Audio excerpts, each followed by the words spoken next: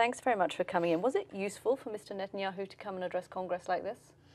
Well, I think it was very useful for his own re-election campaign, 2 weeks off before the voters in Israel make a decision. He's actually this week trailing in the polls behind his main rival, Isaac Herzog, and he's got a problem with the President of the United States, which normally the Israeli voters don't like. A prime minister can't handle his relationship with the president. But now he's got a photo, and it was streamed live to Israel, of the Congress has got our back. And I know how to talk to the Congress, and therefore everything will be all right. What about in the context of the reason that he ostensibly came for, which was the negotiations with Iran? Well, I do think he's genuinely concerned about that. Right. And I think that he has a legitimate case, which he made quite forcefully and quite effectively, about Iran's intentions towards Israel, which they don't hide, and its activities in the region, which have been for 3 decades hegemonic in intentions.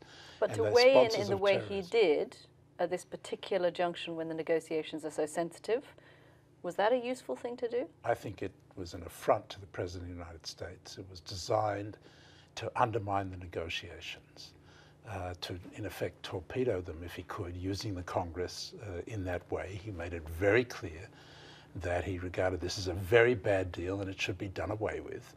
And so in that sense, it's really creating a crisis in the relations with the administration as it tries to negotiate this deal. And it creates all sorts of problems for the US-Israel relationship, which has now become a kind of partisan football in American politics, and now the Republican Party is intervening in Israeli politics.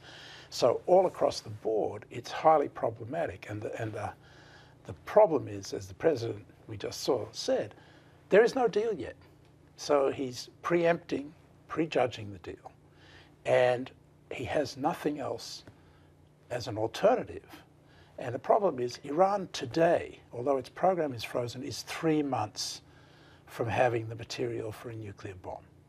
The negotiations are designed to make sure it's 1 year. But do you think that this speech today will actually have any material impact on what is happening right now in Switzerland? Well, it's hard to say. I think it could drive the negotiators to want to get the deal more quickly.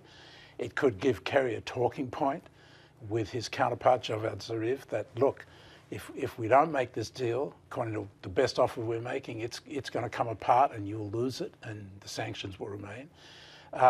It may lead the President and Kerry to toughen their stance.